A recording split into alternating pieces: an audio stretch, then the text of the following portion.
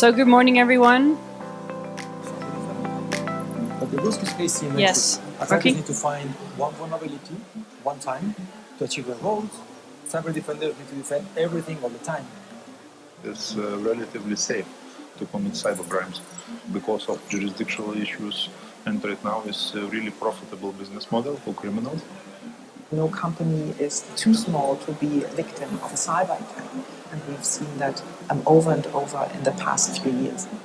We see these attacks taking place at national infrastructure. We know that if we lose electricity, if we lose water, then people are vulnerable.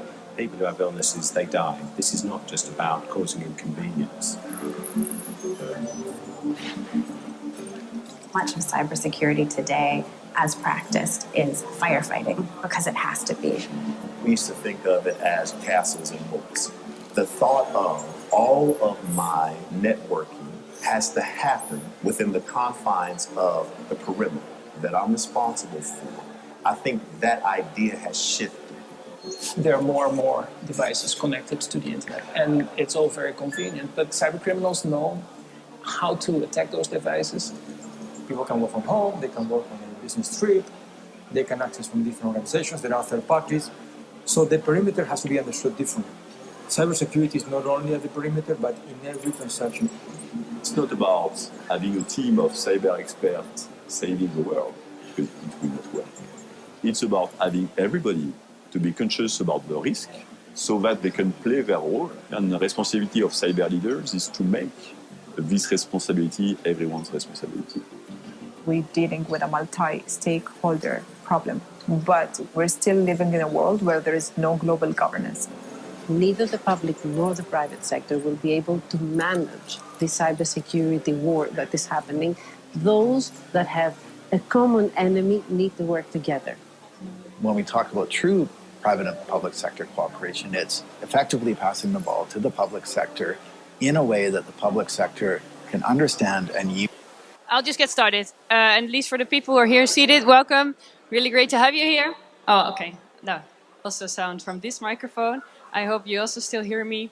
Well, you just saw this little movie on what's the threat of cybersecurity. I hope that gave you a bit of an idea of what we're talking about. Here, I brought some examples of the regulator that also tries to convey you of implementing DORA. Also, the financial authorities, also national banks. Probably you've already seen some warnings that you have to start implementing the regulation. And today I will talk you through what the regulation is about and what it actually means. So to start with, I have a few questions for you. And it would be very nice if you can raise your hand when you feel that you have this in place. It's not an exam, but just answer the questions and raise your hand. If you feel like, do you feel you have sufficient knowledge of cybersecurity to execute your role within your company? Yeah, I see a few raised hands. Okay. And do you have an emergency procedure ready for if an attack, a ransomware attack hits? Yeah, I see the same hand going up there. Okay, not everybody. And do you also have this procedure available when the systems are unavailable due to an attack? No, doubting. Okay. Are you depending on a third party? Yes? No? I see a no. And do you have clear agreements with this party? Yeah, I see a yes. Yeah, thanks. And monitoring setup. If an incident happens, when will you detect it? Will you detect it right away? Will it take some time? Do you have it ready? Yeah? Okay. Then there's also a test plan on threats, the last one.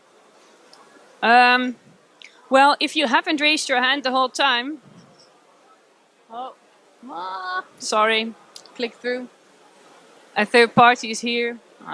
I'm really sorry about the inconvenience with the sound and the technique. Sorry about it. I'll just move on. But to help you out, if you haven't raised your hand the whole time, you're not alone. There are multiple attacks happening also in France. So I brought some examples. you're maybe familiar with. There was a Worldline issue some time ago. That wasn't an attack, though, although still it has to do with operational resilience, like how fast are you recovering from an incident? Do you have your policies and procedures ready? Are you prepared? It has to do with all that together. Well, there are more also cyber attacks, intense cyber attacks even called. There was a big ransomware operation where criminals were caught. It was a huge network over the world. You see that they were spread through many countries. You can actually order a ransomware attack online if you would want to. So if I would want to buy a ransomware attack, these criminals are really smart, really well equipped to execute these attacks. And the idea behind it is simply that is a business model. They lock your whole system. They ask you for money, and you maybe get your data back. Maybe you won't. You don't know. You see the number of attacks. Well, it really increased over time. Well, now we know that. You've seen the movie. You see it's growing. It's not stopping. We have to prepare, and especially as the financial sector, there's something that we need to work on as a whole. And that's also something the EU thought. So the European Commission thought, okay, it's time to get in action. It's time that as a whole financial system, not just payment institutions, not just banks. This is not a national affair. It's something that we as Europe as a whole should improve. So that's why this regulation was adopted. You see some highlights on the screen. You have until January 17, 25. So that's maybe feels far away, but that's not that much time if there's a lot to do. Currently, the level 1 tax, that's a regulation. It's not a directive. It means all financial institutions, or almost all financial institutions in the EU, have to comply to this regulation. So the financial sector as a whole, the level of resilience will be improved. So as a whole EU, we will be stronger from this perspective.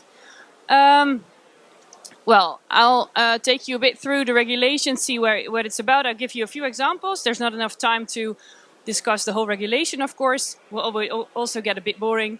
So just the overview, the chapters of DORA you see on the screen.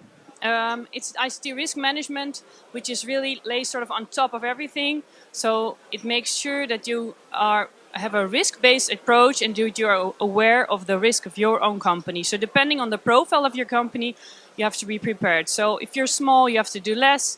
If you have risky activities or whatever, you have to tailor them to your own company. So that's something to take into account. So you start with a risk analysis on this topic. And that is linked to in all the other chapters. There are also new rules for governance and organizations. So also as a manager or as a director, you have to have sufficient knowledge of IT to be able to challenge those risks and those risk analysis. It doesn't mean you have to be a cyber expert yourself, but you have to have a certain level of knowledge so you can take the right decisions. Next to that, there's incident management, third-party risk, and information sharing, where you can share information on threats of other parties. And the testing part, that's also there. We'll dive into two topics a bit more, starting with managing third-party risk, where many financial entities are depending on partners, on third parties. There are rules to ensure that you have the right contracts in place and that you are managing them well. So you can't not just outsource it as a financial entity. You remain responsible for what you're doing, and that you outsource the activity doesn't mean that it's not your responsibility anymore. You remain responsible. As you probably know, but this regulation emphasizes this even more. And while IT is sometimes something that just, especially directors, feel they don't know enough about, where this regulation comes into play, you can't get away with that anymore. So what I see, typically what we see at our customers, is that IT is outsourced to third parties, but that contracts are lacking. And even if there are clear contracts, sometimes reporting is not done properly. So, well, it's some sort of black box. If I ask a customer, how did you handle your IT? Some even say, oh yeah, I outsourced that. Okay, how did you do it? What do you have in place? How do you know they are doing what you actually agreed upon? They simply have no idea. And that is, of course, a risk. So if a cyber attack it will hit you, or there's any problem, and they have no idea where to go to or how to solve the problem, this means it's a risk for their customers and in the end to the whole financial system. So this regulation handles that. And also there are critical ICT service providers. There will be a list provided of the biggest one. So where the biggest banks are depending on probably. The list is not published yet, so we're not sure yet. But this regulation also imposes these rules on those third parties. So it was actually quite a smart technique of the EU or of the Commission saying, okay, we're not only imposing this regulation on financial entities that we're supervising, but also on the third-party providers. So we make sure that the whole sector, the level of operational resilience of the whole sector is improved. So you're going to take that next step as a whole. So as a whole financial sector, we're less vulnerable to outside attacks. That can be state actors, but can also be just a hack of somebody who is hobbying around and tries to hack a bank or just a smaller institution, or wants to make money via ransomware attack. So here you see, again, what I just said. Also, there are mandatory contractual provisions. So there's also a task for all financial entities to double check on your existing contracts.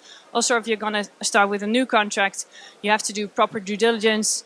Think about, is this party, strong enough? Are they doing the right test? Are the right techniques in place? And are they reporting back to me enough? And is it all according to regulations? So there's actually quite a nice checklist that we have to also check your contracts on that. And that is something that all financial entities have to do, I think, until January next year. Also on incident management, there are some extra rules. As you are all in the payment sector, you're probably very familiar with the PST2 rules on incident reporting. And actually it really looks like that. So it will look familiar for you. But it's going to be more strict. So the regulation also solves this problem while incident reporting is sometimes unclear, or we forget to really take a look at the root cause. What the regulation does, it says, okay, you have to have the policy and procedures in place. And if an incident happens, you also have to discuss it with your team and think about, okay, how did it happen, to get to the root cause. So not just detect the incident and register it. You also have to report to authorities, and what's new also to your customers at some point. If there is financial loss for them or financial effect for your customers, you also have to inform your customers. And you also have to have all these processes in place. So communication plans, all that is part of the new obligation. So now repeat my first question. Are you ready? Do you feel ready for this regulation? Do you feel your organization is resilient enough? Or are you preparing already a project to comply to this regulation? If not, I think it's time to start working on it. If you're going to start on it, or if you ask in your organization, maybe tomorrow morning, this afternoon, like, hey, what are we doing on DORA? I think it's a really a nice question to ask and to get started. While you would do so, start with a gap analysis. Maybe you are already ready. What's in place? Check what is it that you need to do to comply to the regulation. Ensure you have the right project organization in place and the right people are involved to make sure you have the right deadlines. Also, don't forget to monitor and track what you're doing. If you have a nice audit trail and log, if supervisors next year will ask you, hey, how did you do it? Are you ready? What are the policies and procedures?